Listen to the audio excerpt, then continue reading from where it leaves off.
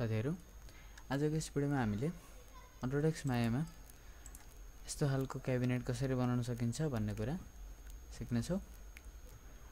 सुरुमा अटोडेस्क माया ओपन गरिसकेपछि यहाँबाट फ्रन्ट भ्यूमा गएर इमेज प्लेनमा क्लिक गर्न सक्नुहुन्छ र जहाँ सेभ गर्नुभएको छ त्यो इमेज त्यसलाई यसरी ओपन गर्न सक्नुहुन्छ र स्केलिङ टुलले यसलाई स्केल गर्नुस्। अब यहाँबाट ग्रिडलाई अफ गरेर यसको ब्राइटनेस कम गर्न चाहनुहुन्छ भने यसलाई सिलेक्ट गरेर एट्रिब्युट एडिटरमा गएर यो कलर गेनलाई कम गर्न सक्नुहुन्छ। अहिले मैले यतिकै राख्छु र च्यानल बक्समा गएर यसको एउटा लेयर बनाएर यसलाई रेफरेन्समा सेट गर्छु। अब यो हाम्रो लक भइसकेको छ इमेज। अब पर्सपेक्टिभमा गएर ग्रिडलाई अन गर्छु, यसलाई अनलक गरेर मुभ गर्छु अलिकति माथि अलिकति पछाडी, त्यसपछि यसलाई रेफरेन्समा राखेर लक गरे। अब यो क्याबिनेट बनाउनको लागि सुरुमा टप भ्यूमा जान्छु, शिफ्ट राइट क्लिक क्यूब, यसरी एउटा क्यूब क्रिएट गर्नुस्। पर्सपेक्टिभमा जानुस्, क्यूब क्रिएट गरिसकेपछि यसको अब एउटा शेप दिनुस्, यसलाई स्केल गरेर Ctrl Z, ओके माथिबाट हाइट सानो यति, यो अलिकति लम्बाइ, ओके यसरी एउटा शेप दिन्छु मैले।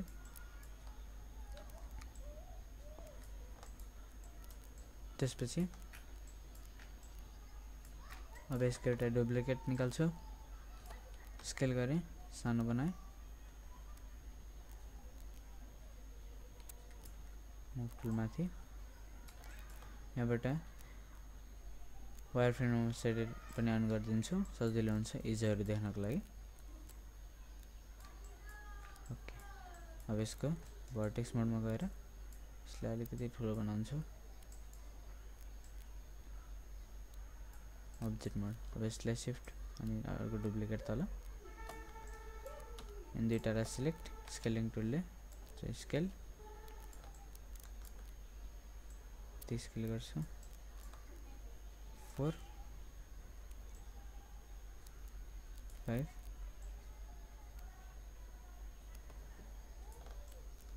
त्यसपछि यसको एउटा डुप्लिकेट यता लिएर आउँछु, आर सानो, मुभ टुल तल, यसरी। अब फेस मोडमा गएर तलको फेसलाई सिलेक्ट, मुभ अलिकति तल जहाँसम्म चाहिन्छ, अब्जेक्ट मोड। अब यसको डुप्लिकेट अर्को साइड पनि राख्न सक्नुहुन्छ। अब यो अर्को साइडको ठिक्क छ भने ठिक छ, नत्र यसलाई अलिकति ठुलो बनाउनु पर्ने हुन्छ। यति भइसकेपछि यति सबैलाई मैले सिलेक्ट गरेर एउटा डुप्लिकेट निकाल्छु र यसरी पातलो बनाउँछु। अब यति पातलो बनाइसकेपछि अब यसलाई मुभ गरेर अगाडि लिएर आउँछु। अब यी सबैलाई कम्बाइन गरिदिन्छु, मेसमा गएर कम्बाइन, त्यसपछि यसलाई शिफ्ट यसलाई सिलेक्ट गरेर मेस, बुलियन्स र डिफरेन्स। अब देख्न सक्नुहुन्छ यसरी डिफरेन्स भइसकेको छ। अब अब्जेक्ट मोड, अब यो चाहिँ ओपन छ त्यसैले ओपन नै राखिदिन्छु, त्यही भएर इन दुईटालाई डिलिट गरिदिएँ।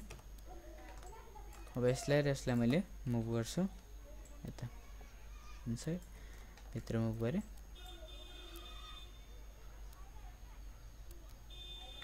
त्यसपछि आर ठुलो 4 प्रेस गरेर यसलाई हेर्छु, मुभ टुल उता, भर्टेक्स मोड 5 प्रेस गरेर हेर्छु, ओके भर्टेक्स मोड अगाडिको बाट सिलेक्ट गर्छु भर्टेक्स, यसलाई अगाडि, त्यसपछि अब्जेक्ट मोड। अब यसलाई पनि object mode, history delete, centre pivot, press transformation. अब यसलाई अगाडि लिएर आउँछु, दुईटैलाई कन्ट्रोल प्लस डी, आर सानो माथिबाट ठुलो, मुभ माथि अलिकति स्केलिङ टुलले ठुलो बनाए।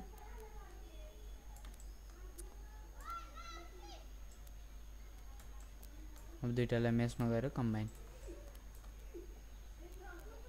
यसलाई शिफ्ट यसलाई इन दुईटालाई पनि मेसमा गएर कम्बाइन, सरी मेसमा गएर कम्बाइन, यसलाई शिफ्ट यसलाई मेस बुलियन्स र डिफरेन्स अब्जेक्ट मोड दुईटालाई अब 4 प्रेस गरेर टप भ्यूमा गए मुभ गर्छु स्ट्रेट यता पर्सपेक्टिभ 5 अब अलिकति अगाडि मुभ गर्छु। ओके यस्तै गरी अब अगाडिको पार्टको लागि अब तपाईहरुले पुरै सिलिन्डर युज पनि गर्न सक्नुहुन्छ। मैले सिलिन्डरै युज गर्छु। यसलाई आर यतिको पातलो स्केल यति रोटेसन यो साइड एक्स एक्सिस में 90 डिग्री मुभ टुल माथि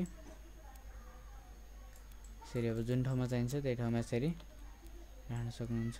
कन्ट्रोल जेड यो साइडबाट पातलो बनाउँछु मैले यसलाई मुभ टुल अलिकति यता आर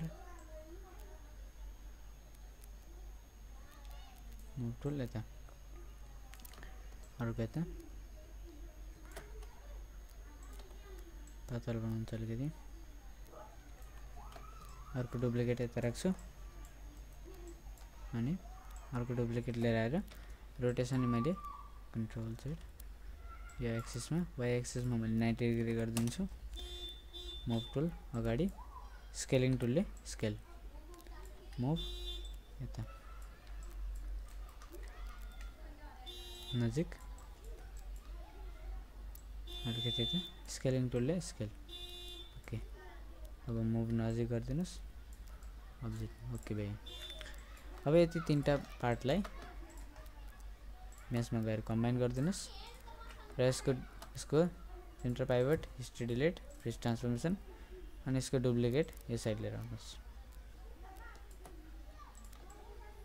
अब यो र यो दुईटा पार्टलाई सिलेक्ट गरेर भर्टेक्स मोड यो साइडबाट हेरेर यसको यति पार्टलाई चाहिँ अलिकति सानो बनाउनु पर्ने छ। अलिकति यता लिएर आउनुहोस् अब्जेक्ट मोड डिटेललाई भित्र लिएर जानुहोस् ठिक्क साइज। अब यसलाई र यसलाई कम्बाइन सरी पहिला सुरुमा यसलाई सेपरेट गर्नु पर्यो separate centre pivot fridge transformation history delete यसलाई र यसलाई कम्बाइन मेसमा गएर अनि यसलाई र यसलाई कम्बाइन मेसमा गएर कम्बाइन सबैलाई select centre pivot history delete freeze transformation. त्यसपछि अब यसको लेग बनाउनको लागि shift right click cube top view 4 र अब यहाँ एउटा लेग यसरी क्रिएट गरे पर्सपेक्टिभ 5 मुभ टुल तल। ओके टप भ्यू 4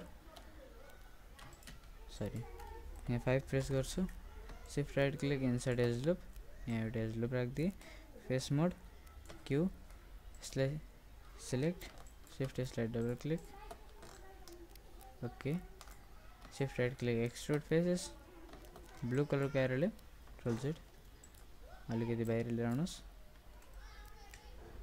शिफ्ट यो सबै सिलेक्ट तलको पार्ट पनि select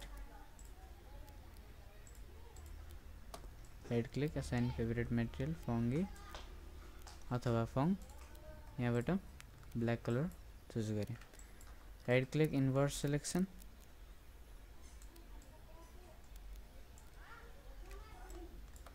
control Z Y inverse selection okay यति सिलेक्ट यसलाई फेरि मैले ग्रे टाइप राख्छु फुल ब्ल्याक राख्दिनँ। त्यसपछि टप भ्यूमा गएर 4 अनि यसलाई सिलेक्ट गरेर डुप्लिकेट यता एउटा दुईटैलाई सिलेक्ट, दुईटैलाई डुप्लिकेट यता साइडमा।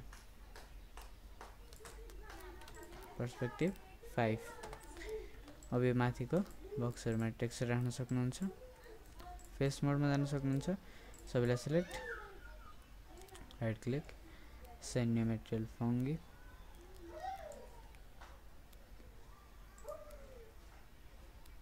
यहाँबाट ब्राउन टाइप कलर, तलबाट सेलेक्ट,